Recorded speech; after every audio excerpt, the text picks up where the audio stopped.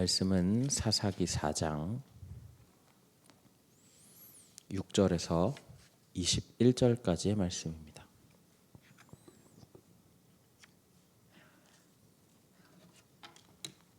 사사기 4장 6절에서 21절까지의 말씀, 제가 가진 성경 구약 성경 366페이지 근처에 있습니다. 사사기 4장 6절에서 21절까지의 말씀 저와 함께 교독하시고 마지막 절은 함께 읽도록 하겠습니다. 드보라가 사람을 보내어 아비노함의 아들 바락을 납달리 게데스에서 불러다가 그에게 이르되 이스라엘의 하나님 여호와께서 이같이 명령하지 아니하셨느냐? 너는 납달리 자손과 스불론 자손 10,000명을 거느리고 다볼산으로 가라. 내가 야빈의 군대장관 시스라와 그의 병거들과 그의 무리를 기손강으로 이끌어 내게 이르게 하고 그를 내 손에 넘겨주리라 하셨느니라. 바락이 그에게 이르되 만일 당신이 나와 함께 가면 내가 가려니와 만일 당신이 나와 함께 가지 아니하면 나도 가지 아니하겠노라 하니 이르되 내가 반드시 너와 함께 가리라. 그러나 내가 이번에 가는 길에서는 영광을 얻지 못하리니 이는 여호와께서 시스라를 여인의 손에 파실 것임이니라 하고 드보라가 일어나 바락과 함께 게데스로 가니라. 바락이 스불론과 납달리를 게데스로 부르니 10,000명이 그를 따라 올라가고 드보라도 그와 함께 올라가니라. 모세의 장인 호밥의 자손 중 겐 사람 헤벨이 떠나 게데스에 가까운 사하나님 상수리 나무 곁에 이르러 장막을 쳤더라. 아비노함의 아들 바락이 다볼산에 오른 것을 사람들이 시스라에게 알림해 시스라가 모든 병거 곧 철병거 900대와 자기와 함께 있는 모든 백성을 하로세아고임에서부터 기손 강으로 모은지라. 드보라가 바락에게 이르되 일어나라 이는 여호와께서 시스라를 내 손에 넘겨주신 날이라. 여호와께서 너와 너의 앞서 나가지 아니하시느냐 하는지라. 이에 바락이 10,000명을 거느리고 다볼산에서 내려가니 여호와께서 바락 앞에서 시스라와 그의 모든 병거와 그의 온 군대를 칼날로 혼란에 빠지게 하심에 시스라가 병거에서 내려 걸어서 도망한지라. 바락이 그의 병거들과 군대를 추격하여 하로셋 학고임에 이르니 시스라의 온 군대가 다 칼에 엎드려졌고 한 사람도 남은 자가 없었더라. 시스라가 걸어서 도망하여 겐 사람 헤벨의 아내 야엘의 장막에 이르렀으니 이는 하솔 왕 야빈과 겐 사람 헤벨의 집 사이에는 화평이 있음이라. 야엘이 나가 시스라를 영접하며 그에게 말하되 나의 주여 들어오소서 내게로 들어오시고 두려워하지 마소서 하매 그가 그 장막에 들어가니 야엘이 이불로 그를 덮으니라. 시스라가 그에게 말하되 청하노니 내게 물을 조금 마시게 하라. 내가 목이 마르다 하매 우유 부대를 열어 그에게 마시게 하고 그를 덮으니 그가 또 이르되 장막문에 섰다가 만일 사람이 와서 내게 묻기를 여기 어떤 사람이 있느냐 하거든 너는 없다 하라 하고 그가 깊이 잠드니 헤벨의 아내 야엘이 장막 말뚝을 가지고 손에 방망이를 들고 그에게로 가만히 가서 말뚝을 그의 관자놀이에 박음에 말뚝이 꿰뚫고 땅에 박히니 그가 기절하여 죽으니라. 아멘. PPT 열어주시면 보시면서 함께 말씀을 나누도록 하겠습니다.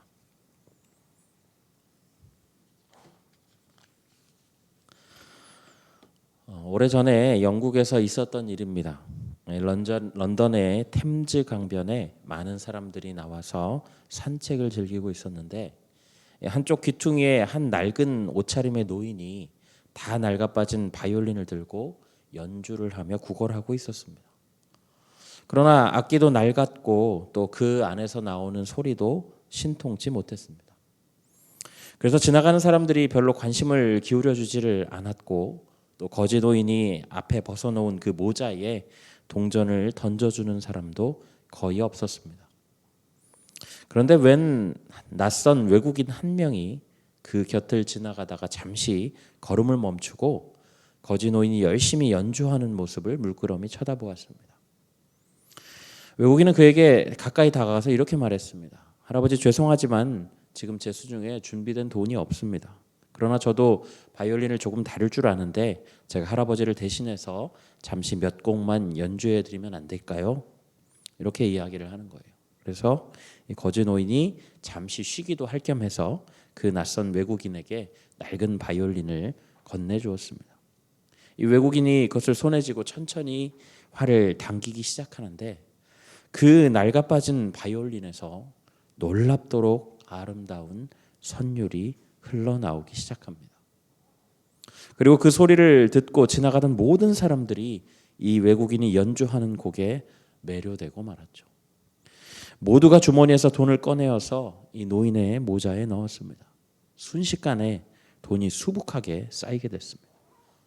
그리고 이 사람의 연주가 끝나게 되자 그곳에 있는 모든 사람이 박수를 치기 시작했습니다. 그때였습니다. 그곳에 서 있는 사람 가운데 한 사람이 이 외국인을 알아보고 큰 소리로 이렇게 외쳤습니다. 저 사람은 파가닌이다. 그렇습니다. 바로 이 사람은 악마의 바이올리니스트라는 별명을 가지고 있는 파가니니라고 하는 사람이었습니다. 이 사람의 연주를 보고 수많은 사람들이 감동을 받고 또 걸음을 멈췄던 것처럼 어떤 탁월한 연주자의 실력을 가지고 있다면 어떤 상황에도 또 어떤 악기도 흔들리지 않고 명품 연주를 이룰 수 있다라고 하는 것들을 보여주는 그런 사례라고 할 수 있죠. 오늘 말씀은 그런 관점에서 접근을 하면 조금은 이해가 빠르실 거라고 생각이 됩니다. 오늘 본문은 사사기에 등장하는 사사들 중에서 네 번째 사사인 이 드보라와 이스라엘의 군대 장관 바락의 에피소드를 담고 있습니다. 이 드보라 사사가 다른 사사들과 다른 점이 있다고 한다면 12명의 사사 중에서 유일하게 여성이라는 점입니다. 당시 시대상을 생각할 때 어떻게 사회적 지위가 낮았던 여성이 이스라엘 전체를 지휘하는 사사가 될 수 있었을까? 그리고 또 백성들이 그녀를 따를 수 있었을까요? 그러나 성경은 이에 대해서 특별하게 언급하고 있지는 않습니다. 다만 오늘 우리 본문에는 등장하지 않지만 4장 5절에 보면 이스라엘 자손이 그녀에게 나아가서 재판을 받았다라고 기록하고 있죠. 그렇다면 우리가 이유를 두 가지로 추측할 수 있습니다. 하나님께서 신적인 권위를 드보라에게 허락하셨거나 그렇지 않으면 당시의 상황이 워낙 급박했기 때문에 사사가 여성이고 남성이고를 따질 경황이 없었거나입니다. 아마도 전자일 가능성이 높겠죠. 하나님께서 신적인 권위를 그녀에게 부여하셨을 것입니다.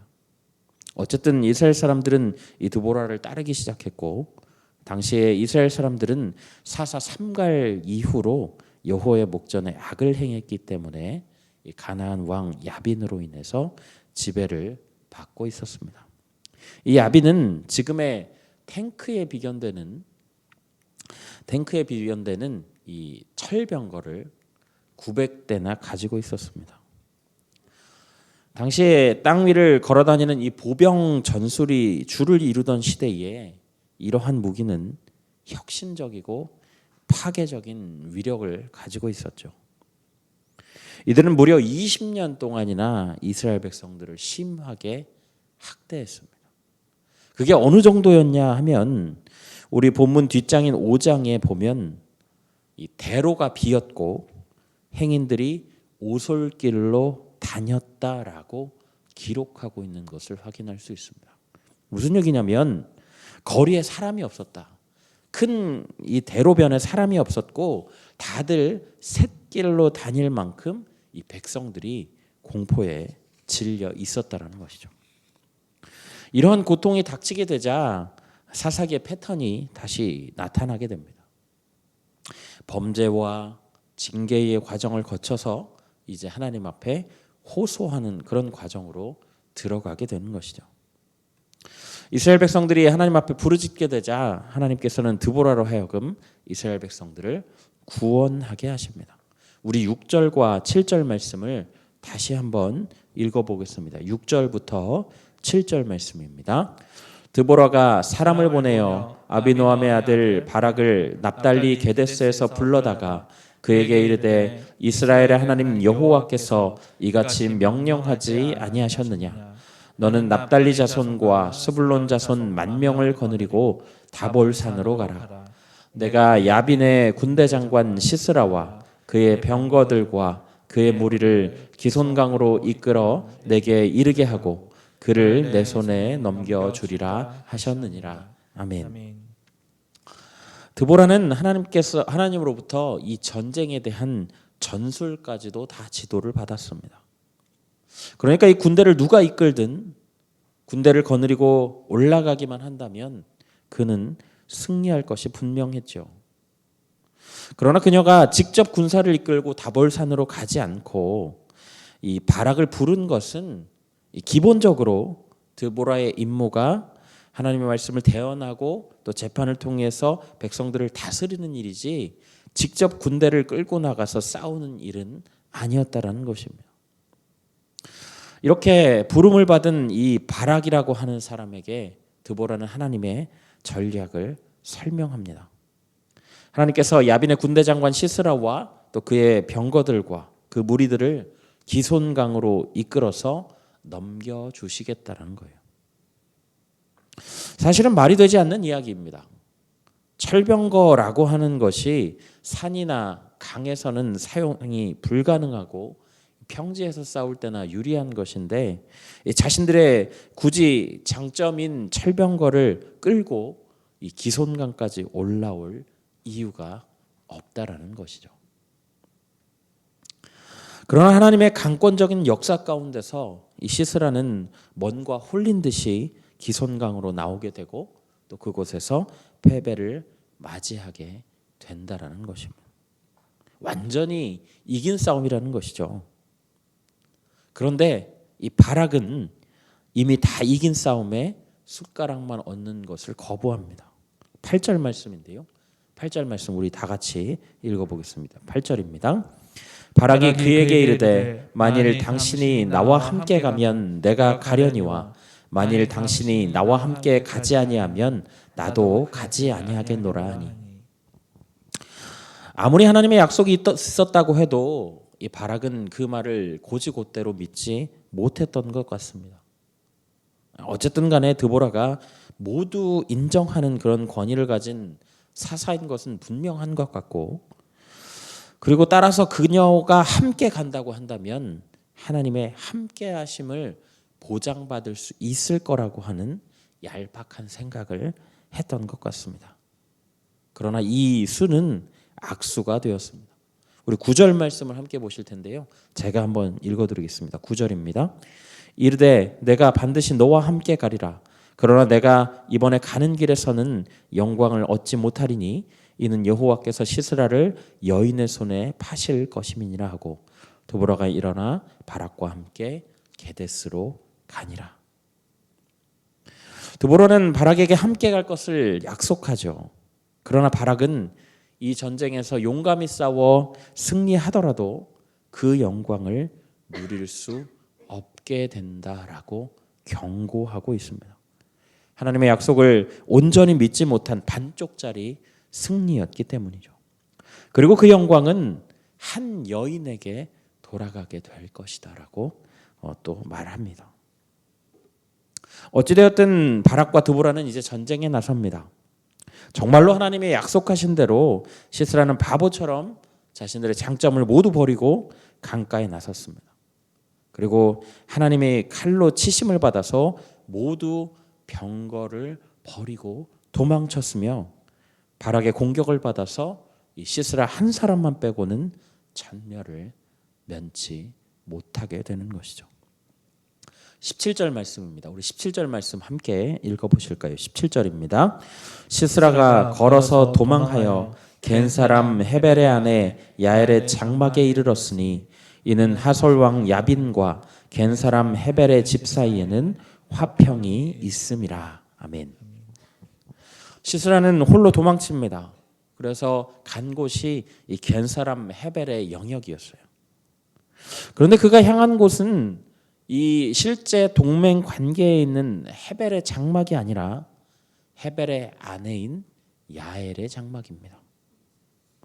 야엘과 헤벨이 부부니까 남편의 장막과 아내의 장막이 무슨 의미가 있겠냐라고 물으실 수도 있는데, 만일 그렇다라고 한다면 굳이 여기에 아내 헤벨의 장막이다라는 말을 쓸 필요가 없겠죠. 지금도 이 광야에서 살고 있는 베두인들은 이 여성의 장막에 함부로 들어갈 수가 없습니다. 들어가게 되면 죽음을 면치 못하는 그런 강력한 관습이 있었죠. 그런데 무슨 이유인지 시스라는 자신이 동맹한 그 헤벨이 아니라 그의 아내인 야엘의 장막에 이러한 관습들을 무시하고 들이닥쳤던 거죠. 야엘은 일단 들이닥친 시스라를 환대합니다. 18절에서 20절까지 말씀인데요. 제가 한번 읽어드릴게요. 야엘이 나가 시스라를 영접하며 그에게 말하되 나의 주여 들어오소서, 내게로 들어오시고 두려워하지 마소서 하매 그가 그 장막에 들어가니 야엘이 이불로 그를 덮으니라. 시스라가 그에게 말하되 청하노니 내게 물을 조금 마시게 하라.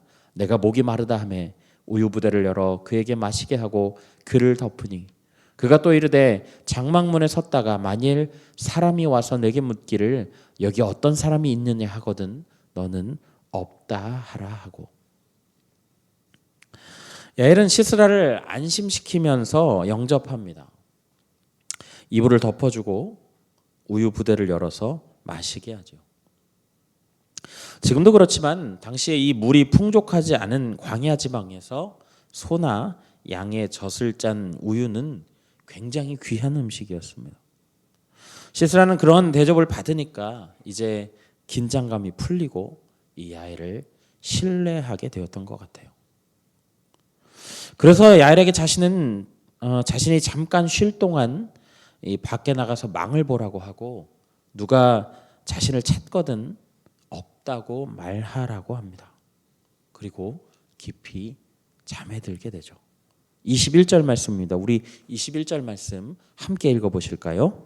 그가 깊이 잠드니 헤벨의 아내 야엘이 장막 말뚝을 가지고 손에 방망이를 들고 그에게로 가만히 가서 말뚝을 그의 관자놀이에 박음에 말뚝이 꿰뚫고 땅에 박히니 그가 기절하여 죽으니라. 야엘은 말뚝을 가지고 와서 시스라의 관자놀이를 꿰뚫어서 죽여버립니다. 드보라의 말대로 용맹한 그 가나안의 군대 장관 시스라를 제거하는 그 공은 이 한 여인인 야엘에게로 돌아가게 되는 것이죠. 사랑하는 여러분, 저는 이 말씀을 읽으면서 참 이상하다고 생각된 부분이 있었습니다. 이 야엘은 도대체 시스라에게 어떤 원한이 있기에 남편과 동맹 관계인 시스라를 죽여야만 했을까요? 당시 여인인 야엘의 사회적 위치는 절대 약자였습니다. 남편의 재산 정도로 취급받을 만큼 종속적인 그런 관계였죠. 그런 그녀가 자신에게 벌어질 남편 혹은 또 가나안 왕의 그 보복을 감수하면서까지 이런 일을 벌인 이유는 무엇일까요? 우리는 그 정확한 원인을 알 수 없습니다. 성경에서 그 내용을 말하고 있지 않기 때문이죠. 그러나 우리가 몇 가지 힌트들을 통해서 추측할 수는 있습니다. 일단 이 야엘이라고 하는 사람이 겐 족속이라는 거예요. 우리가 그냥 넘어갔는데 11절을 보면 11절에는 이렇게 나옵니다. 모세의 장인 호밥의 자손 중 겐 사람 헤벨이 자기 족속을 떠나 게데스에 가까운 사하나님 상수리나무 곁에 이르러 장막을 쳤더라. 이 말씀이 갑자기 이 시스라와 또 바락과 드보라의 이야기 속에 생뚱맞게 껴있는 것을 우리가 확인을 할 수가 있는데요. 이 모세의 장인이라고 번역된 이 단어는 최근의 연구들에 의해서 장인이라기보다는 처남일 가능성이 높다라고 번역이 되고 있습니다. 그런데 뭐 장인이든 처남이든 어쨌든 간에 그들은 겐 사람입니다. 이 겐 사람이라고 하는 사람들은 이 모세와 결혼으로 이루어진 가족 관계이고요.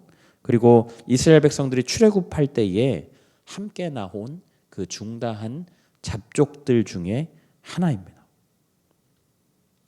그들의 후손은 이스라엘 백성들과 함께 가나안에 들어왔는데 헤벨은 자기 족속을 떠나서 게데스 근처의 사이나님 상수리 나무 곁에서 이 독자적인 세력을 만들었던 것이죠.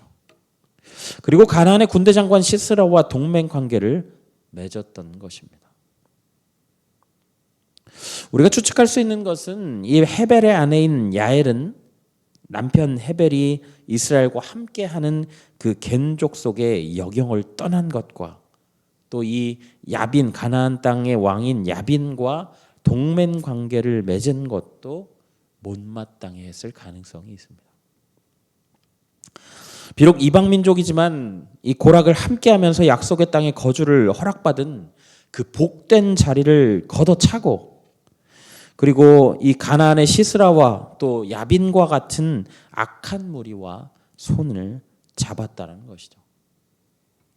더구나 이 베두인의 관습을 깨고 여인의 장막에 함부로 들어온 그 시스라의 죽음은 필연적인 귀결이었다라는 것입니다.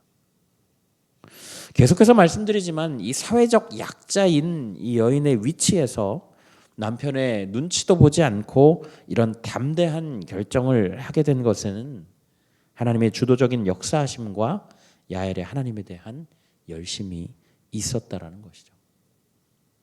그녀는 손이 덜덜 떨릴 만한 그 일들을 담대하게 해냅니다.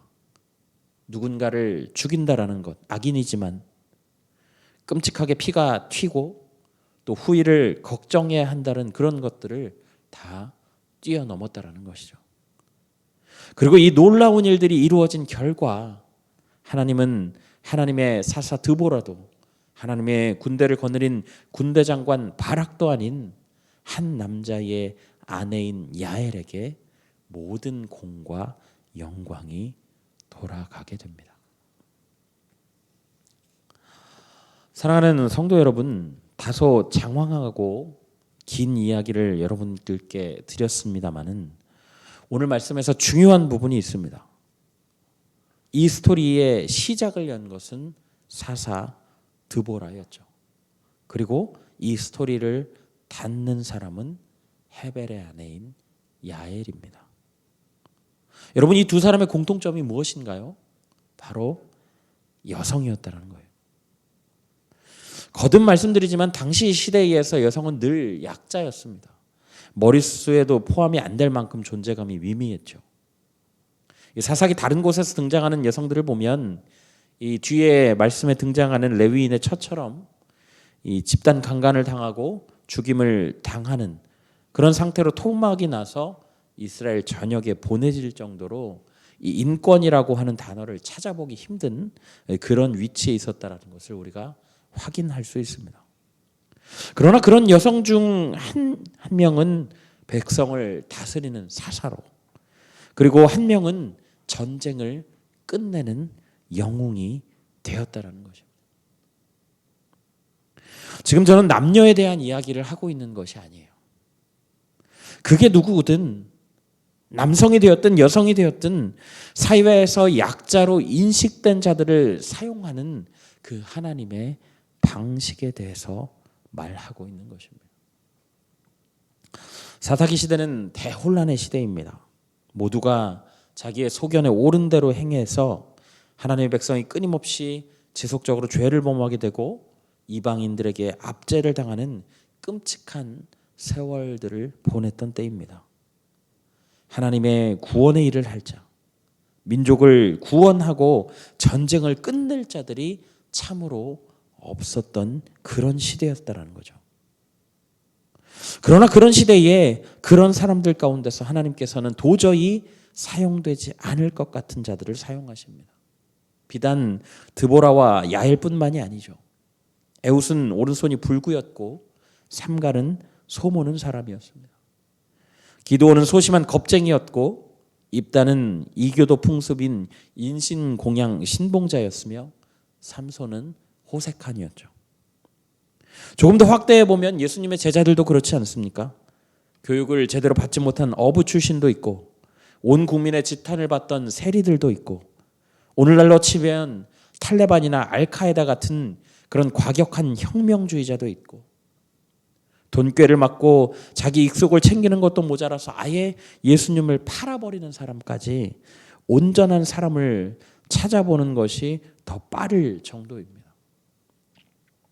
그러나 그런 이들을 사용하시고 하나님의 위대한 일에 참여시키시며 원대한 계획 가운데 포함시키시는 분, 여러분 그분이 바로 하나님이시라는 것입니다. 오늘날 우리가 사는 시대를 보면 이 사사기 시대와 비교해서 조금도 나은 것이 없어 보입니다. 아니요. 오늘날이야말로 정말로 자기 소견에 옳은 대로 살아가는 시대죠. 그동안 역사와 전통을 통해 채워왔던 그 절대적인 가치들이 다 무너지고 모든 것을 상대성과 포용이라고 하는 미명하에 뒤섞어버린, 그래서 진리와 또 생명의 말씀마저도 완전히 이 이기적인 것, 편협한 것으로 취급되는 그런 시대입니다. 그런 세상에서 그리스도인으로 살아가는 우리마저도 흔들리고 넘어지고 유혹받고 매일매일 이 전쟁과도 같은 치열한 투쟁을 벌이지 않으면 하루도 살아갈 수 없는 그런 존재가 되어버렸죠. 그러나 여러분, 그런 약한 모습으로, 그런 악한 모습으로 살아가는 우리에게도 희망이 있다고 한다면 세상 약하고 악한 자들을 골라서 사용하시는 하나님의 계획입니다. 하나님께서 뜻하신 바가 있다면 그토록 약하고 도무지 사용받지 못할 것 같은 그런 약점을 가진 자라 할지라도 들어서 하나님의 원대한 계획 속에 편입시키시고 사용하시는 것을 우리는 말씀을 통해 확인할 수 있는 것이죠. 여러분, 이 은혜가, 이 긍휼이 우리에게 있습니다. 오늘 우리의 삶에서 역사하신 그 하나님이 우리의 약함을 그분의 강함으로, 우리의 악함을 그분의 선하신 계획으로 바꿔 가시는 거죠. 이제 말씀을 맺고자 합니다. 저는 말씀을 시작하면서 이 파가니니의 연주에 대해서 말씀을 드렸습니다. 이 줄이 끊어진 바이올린으로도, 허름한 그 바이올린으로도 명품 연주를 들려주는 그 파가니니처럼 완벽한 능력을 가지고 계신 하나님께서 우리 인생을 연주하실 예정이죠. 여러분, 오늘 이 자리에서 말씀을 함께 듣는 우리 모두가 우리를 통해 일하실 그 하나님의 역사를 기대하셨으면 좋겠습니다. 그래서 우리 모든 성도님들이 하나님의 선한 역사의 도구로, 하나님이 기꺼이 사용하시는 도구로 거대한 그 하나님의 일하심에 동참하시는 우리 성도님들 다 되시기를 예수님의 이름으로 간절히 부탁드립니다. 아멘. 우리 시간에 말씀을 생각하면서 찬양하실 텐데요, 주는 완전합니다. 찬양하겠습니다.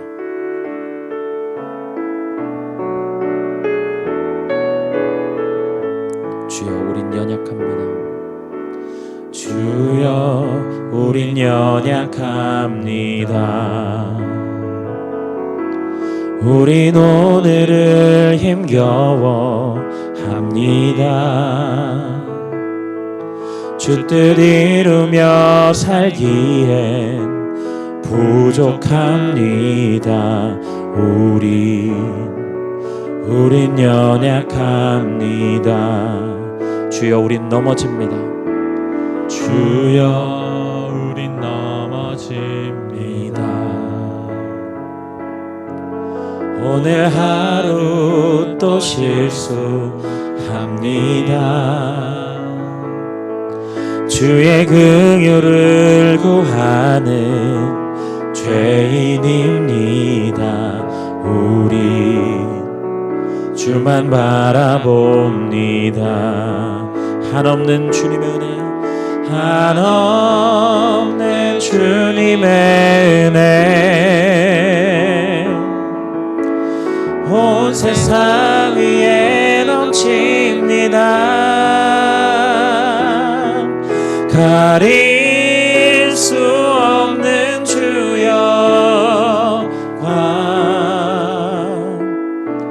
온 땅 위에 충만합니다.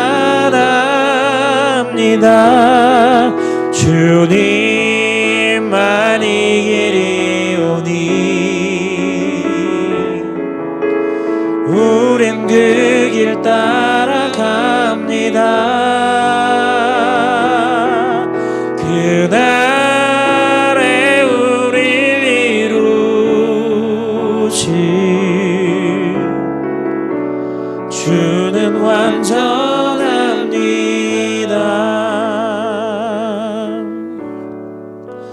아멘. 우리 시간에 말씀을 생각하시면서 함께 하나님 앞에 기도하며 나아가실까요?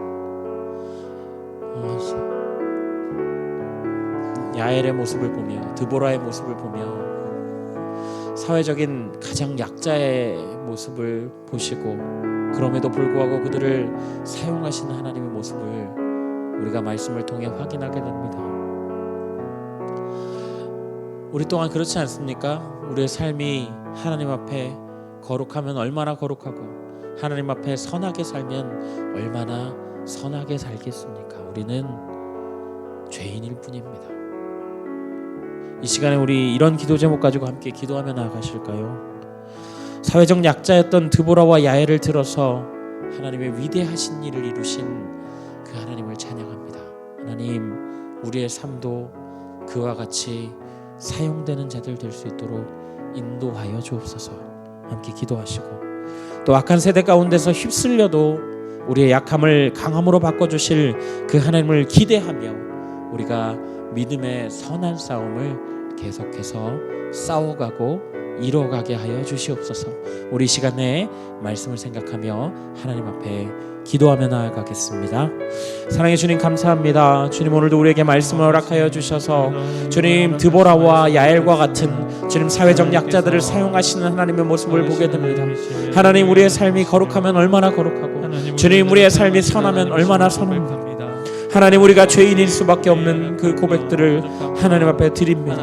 하나님, 그러나 주님, 우리의 약함과 우리의 악함을 주님, 주님의 선하심과 위대하신 교육으로 바꾸실 수 있는 하나님의 능력을 우리가 힘입어 하나님 앞에 나아가기로 소망합니다. 하나님, 주님, 우리의 삶도 드보라와 야웰과도 같이 주님 사용되는 자들 될 수 있도록 하나님 붙잡아 주시고 주님, 우리의 삶을 주장하여 주시며 이끌어 주시옵소서. 주님, 우리가 또 악한 세대 가운데 휩쓸리고 넘어집니다. 주님, 너무나도 연약하여서 주님, 그 실패할 때가 너무나도 많이 있고 하나님 좌절할 때도 많이 있지만 하나님, 그럼에도 불구하고 하나님, 우리의 약함을 강함으로 바꿔주실 그 하나님을 기대하며 나아갑니다. 주님, 우리가 하루하루를 사는 동안에 주님, 매일 넘어지고 매일 쓰러진다 할지라도 하나님의 손을 붙잡고 다시 일어나며 하나님, 우리가 믿음의 선한 싸움을 지속해서 싸워갈 수 있도록 하나님 인도하여 주옵소서. 주님, 우리에 대해 계시는 그 하나님의 능력과 하나님의 붙드심을 힘입어 나아가는 자들 될 수 있도록 인도하여 주시고 주님, 우리의 삶을 주장하시고 붙드시는 하나님 가운데 주님, 우리가 우리의 삶을 맡겨드리며 주님, 우리를 도우실 하나님의 은혜 가운데 주님, 우리의 삶을 맡겨드리는 자들 될 수 있도록 하나님, 우리를 붙잡아 주시고 인도하여 주옵소서. 주님, 분명히 우리는 약하나 주님, 우리에 대해서 강함이 되어 주실 그 하나님의 능력을 힘입고 나아가오니 하나님, 우리를 붙잡아 주시고 인도하여 주시기를 간절히 원합니다. 아버지, 도와주옵소서.